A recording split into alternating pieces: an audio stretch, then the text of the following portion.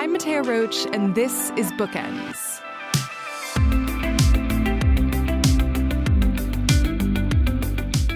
Today on the show, I'm speaking with Alison McCreesh.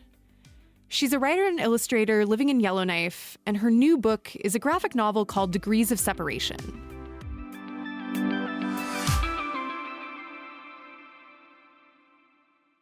Life in the North has been Alison McCreesh's primary preoccupation for well over a decade now. When Alison was just 21 years old, she left her hometown of Chicoutimi, Quebec, and she hitchhiked to the Yukon searching for something that she couldn't quite put her finger on.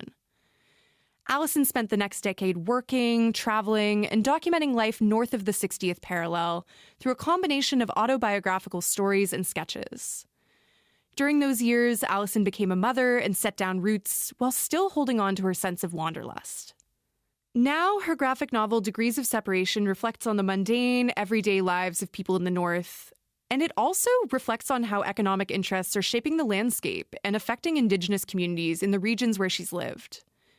The grayscale color palette Alison used definitely emphasized that mundanity for me, but the sort of sketch-like quality to her drawings also brought a real warmth and humanity to the stories she tells. I visited the territories for the first time last fall, but I only made it as far as Whitehorse, which is barely north of 60, and it sort of felt like getting an appetizer for what the North is like. In fact, some of the people I met there said it was like the baby version of the North. Reading Alison's book made me feel like I wanted the full course, and it also made me know that I'm much better suited to living in a big city, at least for right now. Alison spoke to me from a friend's home in Yellowknife. Hi, Alison. Thanks for coming on the show. Hi, thanks so much for having me. I want to talk first about graphic novels as a medium because I am a huge graphic novel and graphic memoir reader, and I just think that the form has so much to offer for readers that's not better than what you can put in a conventional novel, but is certainly different. How did you find your way to comics? And was there anything in particular that you read maybe when you were younger that really sparked your love of the medium? Well, I'm from Quebec, so I grew up in French and with sort of access through the school library to more of the like Franco-Belgian tradition of comics, like the bande dessinée, so like Tintin and Asterix. That was really my first introduction to comics. And then as I continued to get a bit older and I kept on drawing, like people would see my style of drawing and they sort of comment on how it seemed suited to comics and did I draw comics? And I always thought, no, like it just wasn't really my thing. And then like, I don't really know what the turning point was. I think it's when I was really nearing the end of university. I have my undergrad's in fine arts and visual arts. Then just, I think through friends, people started lending me some comics, graphic novels that were more of personal narratives or autobio or journal style. And like this is sort of what was being done in Quebec at the time. And there were comic blogs and just sort of documenting the day-to-day and finding humor in that. And that sort of started me on my own journey of then wanting to do that as well. Mm-hmm. Yeah. It's interesting you talk about reading these autobio comics or these comics that are just sort of documenting everyday life. But you even have in your introduction to Degrees of Separation, you went back and forth about what to call it, whether it's a graphic novel, is it a graphic memoir? I want to talk, I guess, with you about your thought process. Like, what is there a significant difference for you between those two things? How does that inform how you see your own work? Well, I have that in the intro there. I think now I've come to terms with the graphic memoir designation for the book, but it took me a while to warm up to that. I think just because memoir was something I associated more with traditional prose and words on the page without the images. And it would never in 1,000 years have occurred to me at like 32 or however old I was when I started writing this book to think, oh, I'll sit down and I'll write a memoir. I just wouldn't have thought of myself as someone who didn't have that desire to put the story of my 20s on the page and share it with the world in a written form. Mm-hmm. It's funny how different it feels to me when it's in comic format. I think another perhaps reason that sometimes people are hesitant to call things memoir or call things autobiography is just like there's an element of maybe like truthiness that comes with that designation. I think autobiography especially is like, okay, I'm telling the facts as they happen, and it's supposed to be this kind of like reported piece of work. Memoir, sometimes a little bit more artistic license taken. with a novel, there's an expectation of there's definitely some license being taken. And you included this disclaimer as well in your book where you explain that there's been some creative liberties with the stories and also that you're providing an introduction to a lot of topics that maybe readers might want to research further. You give these like amazing reading recommendations to go read like Paying the Land by Joe Sacco and like reports that people should read. Why did it feel important to you to include those kinds of disclaimers and also references to other texts?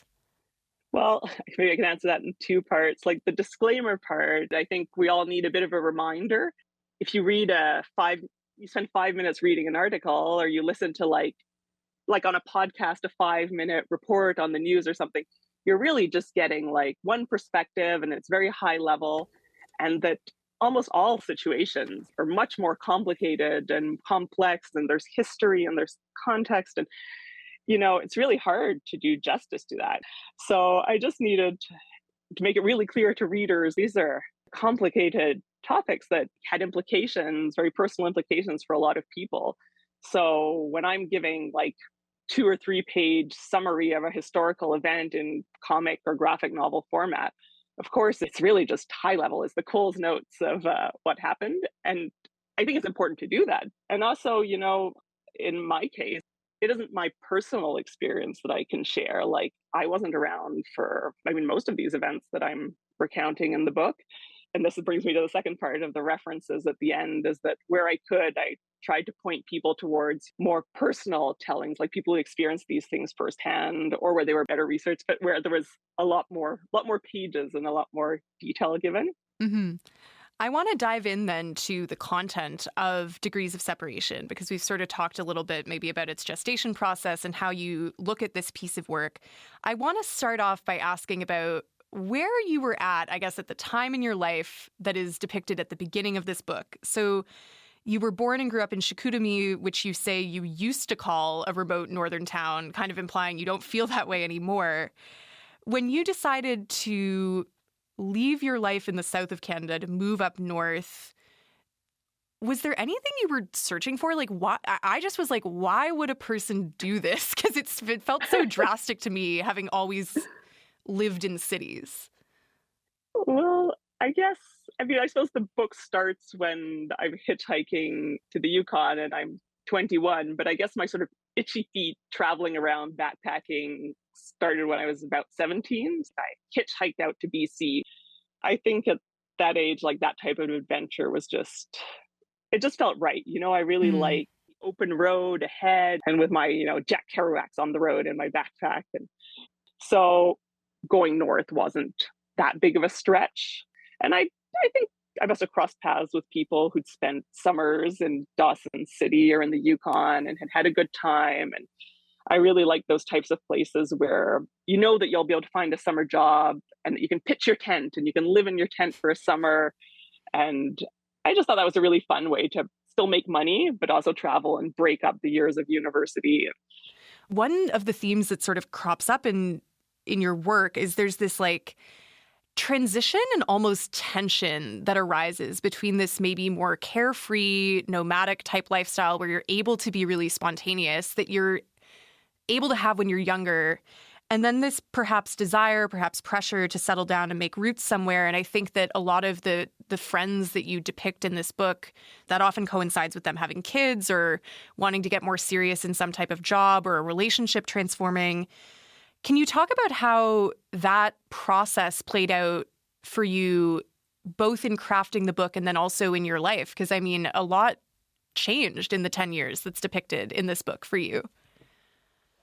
Yeah, I think, not for everyone, but for me anyway, my 20s were just really a transformative decade, as the book sort of depicts. Like, it goes from that, hitchhiking and backpacking. And then I guess first when we're in Yellowknife, we go from living in the van to house sitting and then to renting a houseboat. Everything's getting a little more settled and a little less nomadic.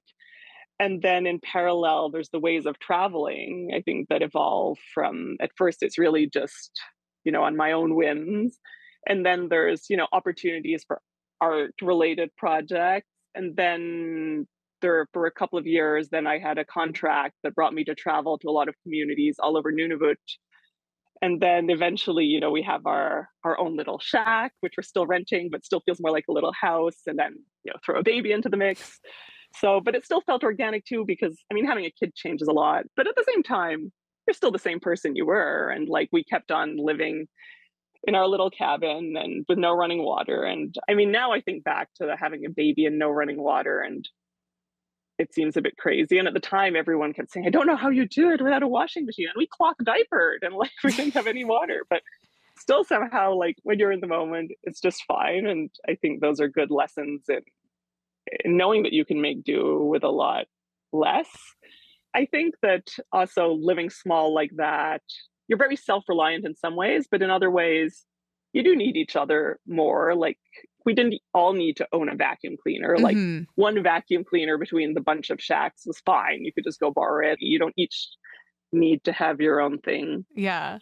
Yeah, it's such a different kind of lifestyle, I think, than how I've been living my 20s, certainly. Like, exactly really the opposite in many ways, I would say. No one is having, like, one communal vacuum for all my friends' apartments. We're all scattered all over town. One of the major themes in Degrees of Separation is the negative and long-lasting impact that industry has had on the environment and specifically on Indigenous communities in the North. We talked a little bit earlier about how a lot of the content in this book is you recounting histories that you yourself didn't live through, of things that happened before you moved up north. Why did you feel it was so important to include these stories in your work? I think in my earlier years, what motivated me to write the book was like having a travelogue. These were places that I had the opportunity to go to for different reasons, and I felt lucky that I had that opportunity. But then I think, especially I don't know if I matured, but as my perspective changed a little, it also became more and more important for me to share about things that were outside of just me and my life and my stories. In a way, I sort of had to, because if I wanted to tell the story of us, say, staying on the Jew line, then I kind of had to explain what the Jew line is, because I think outside of the North, most people don't know what the Jew line is. So, well, and just so for listeners who might not know. I was going to say, to that point, if anyone listening doesn't know what the Jew line is, can you explain it? Yeah, so the Jew line is like DEW, so it's for distant early warning, and it's a line of radar stations that were constructed during the Cold War, say mid 1950s, all along basically the 69th parallel. So this is high up in the Arctic, and they went all across, Alaska, Canada, Greenland. So the joint Canada-US project was to have these radar stations that would spot these missiles coming across.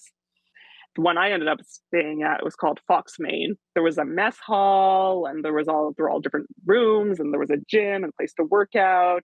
So staying there was quite an experience, because this place looked like it was straight out of the Cold War, because they stopped updating these stations. Like the technology changed pretty fast, and lots of the smaller stations were closed a long time ago. But yeah, what a time war. It kind of felt like a submarine, but there you are in the high Arctic, and it's pitch black outside most of the time, and it's windy and it's frigid. And so, yeah, if I wanted to tell people about my experience of pacing the halls in the high Arctic of the Jew line, I had to explain what the Jew line was. And then if you're going to talk about the Jew line, well, you want to talk about the impact it's had. Like, Inuit had lived there for millennia, and had been hunting, and there were animals and there were ecosystems, and then it's extremely disruptive to come in and build this enormous setup.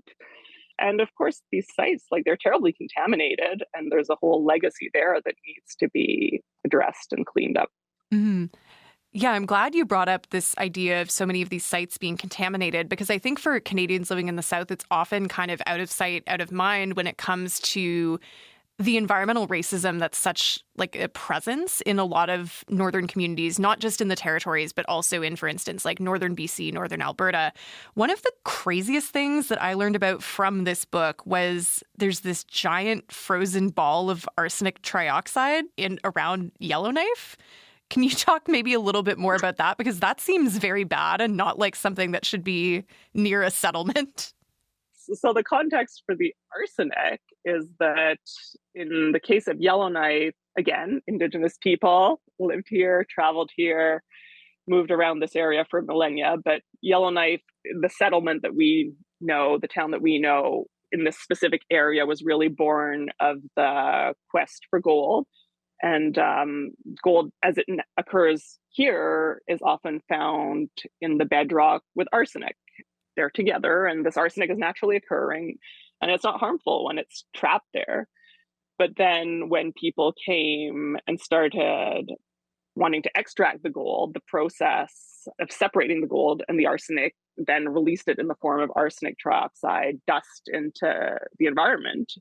And in the very early years, it was just really mostly just let loose and let to drift and travel with the wind, which of course had terrible consequences. And pretty quickly, maybe not quickly enough, they changed their modus operandi, how they were dealing with it. And then they started capturing this arsenic dust. And then they just stored it underground where it wasn't contaminating the environment. But of course, it was just being accumulated over years and years and years of mining. And now, not the best with numbers, but I'm going to go out on a limb, and I think it's 237,000 tons of toxic arsenic dust that are now stored underground in what was giant mine. And now it's a duty to consult with Indigenous populations locally when you develop mining or whatever your project is. But of course, back then, there was nothing like that. People just came and took. And, the giant mine changed hands like a few times over the years, and there's bankruptcies. And now it's the federal government's problem. And therefore, to a degree, all of us taxpayers' problem. Like, it's billions of dollars to address this. And this arsenic, there's lots of scientific research and projects and how it could be dealt with. But for lack of a better solution for now, it's just like it has to remain frozen underground. I want to ask, actually, a more macro question about degrees of separation and ask about the title, because it's a very evocative title. Like, it definitely gets my wheels spinning of, like, what does that mean? So what does the title Degrees of Separation mean to you? Well, one of the angles I think I was playing on the notion of there's 6 degrees of separation that separate us all, that expression. In this case, it's the north of 60, so the degrees. But this idea, I think that maybe earlier on, years ago, especially before we went on our big circumpolar travels, I thought that I would find this one northern identity. But of course, the North is so vast and so many cultures and so many histories. And like, sometimes it's urban, sometimes it's not, sometimes it's below the tree line, sometimes it's above, sometimes the industry is based on resource extraction, and some places very much more on culture. And so, of course, it's just so enormous that there wasn't going to be just one direct degree of connection. But when you start digging, there are definitely lots of commonalities. And even if they're not shared by everywhere, things that come up and again and again. So yeah, it's that idea that we're connected, but different at the same time. There's a bit of distance. And then there's the idea of degrees of separation, I think, between the North and the South. And I think when we're in the South, there is quite a disconnect or a lack of knowledge, or it's just not on people's radar, like what life is like in the North or what history has taken place in the North. And, or maybe not even a disconnect, but a separation physically and just in terms of knowledge. And also, I don't think this was my original point when I was thinking of the title, but climate change has become more and more and more of a theme that's been very present and preoccupation for me, and how it impacts the North and communities in the North. So to me now, the degrees of separation, the degrees in there has taken on another meaning in terms of warming and change at that level. Mm-hmm. Yeah, there was a fact that you mentioned in your book that just felt so shocking that I had to kind of shake my head and be like, is this true that you said the North is warming like 4 times, I think, faster than the rest of the planet? Yep. So yeah, I can imagine that means that warming is felt in a much more perhaps present way, like noticing even just changes in your physical environment much more perhaps than somebody living in the South in a city would. Oh yeah, it's massive. For example, like in the Arctic, coastal erosion in Tuktoyaktuk, which is a small community north of the Arctic Circle, the Arctic Ocean, like, it's just encroaching on their community, and their community is slowly getting, like, they're having to move the community. And most communities here are built along rivers or lakes or bodies of water, and there's a lot of erosion happening there as well from rivers. We've had lots of issues with flooding.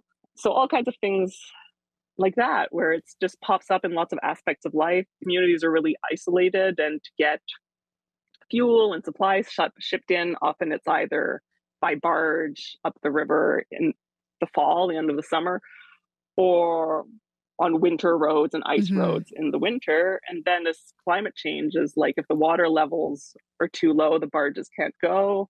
And in the winter, if climate's too mild, then the ice road season is way shorter. And that means people can't come out for medical appointments. Anyway, I can go on and on. The implications, the whole web is just a big web of implications. Yeah, it's a more heightened, it feels, version of the same sorts of problems that a lot of, I would say, especially rural communities that I'm familiar with face in the South. Like the roads, infrastructure stuff. Like I have seen some very gnarly, very potholy roads in rural Nova Scotia. Like road washouts due to flooding are a huge thing. But the difference between something like that and your winter road is not usable because it's not frozen anymore.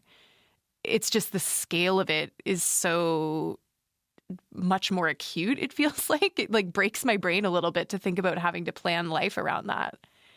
Yeah, like it costs way more. It's way more complicated. You can't rely on the things you've always relied on. And there just is no other road like you can take, or even accessing the land is such a big part of maintaining culture and mental health and keeping language alive and connecting elders and youth.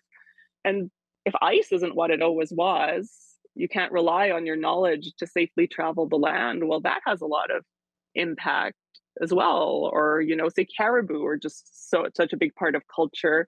And now, the caribou changed their migration path, and lots of caribou, there were just so many less caribou in some herds than there were.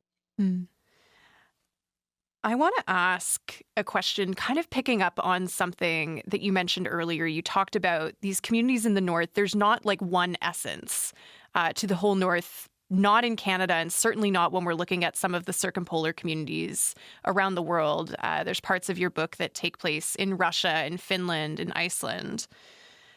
But it seems that the North as a region is something that's inspired your art and that continues to just be such like a rich, partner for you in living almost.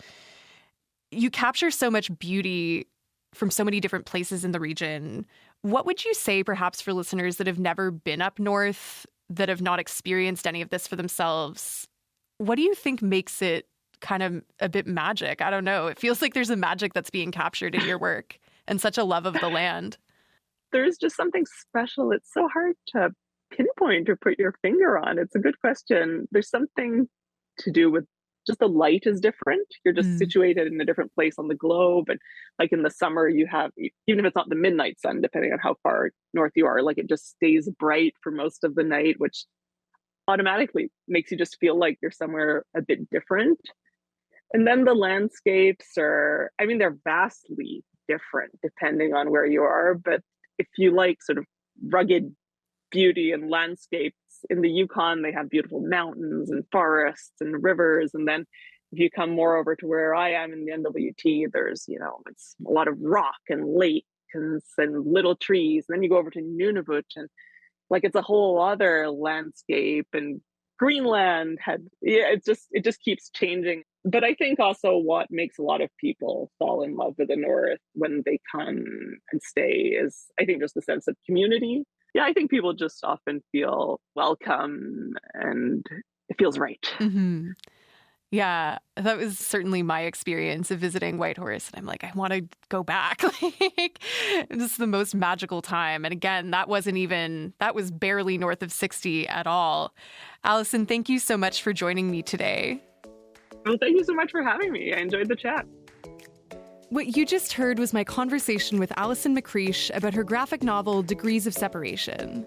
She spoke to us from Yellowknife.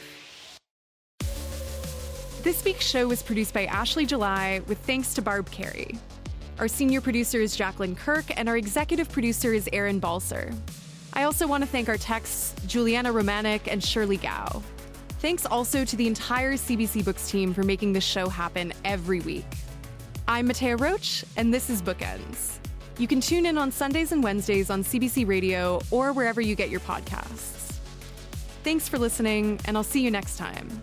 Because when the book ends, the conversation begins.